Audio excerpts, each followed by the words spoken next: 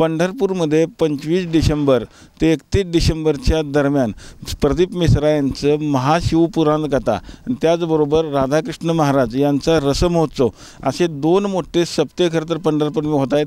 त्यामुळे जवळपास 10 लाख भाविक येतील असा खरं तर प्रशासनाचा अंदाज आहे। त्यामुळे आता मंदिर प्रशासन देखील आता सज्ज झालेलं आपल्याला पाहायला मिळतं आहे।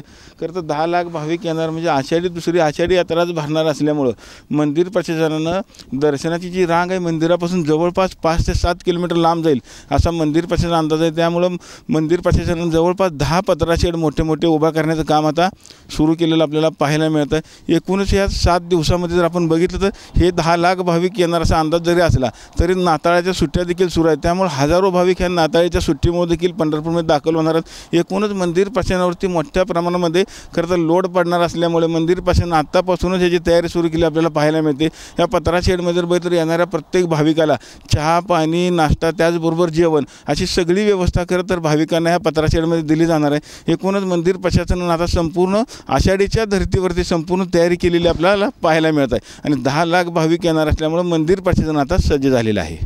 पंढरपुरातून कॅमेरामन जगदीश डांगेसह रवी लवेकर TV9 मराठी।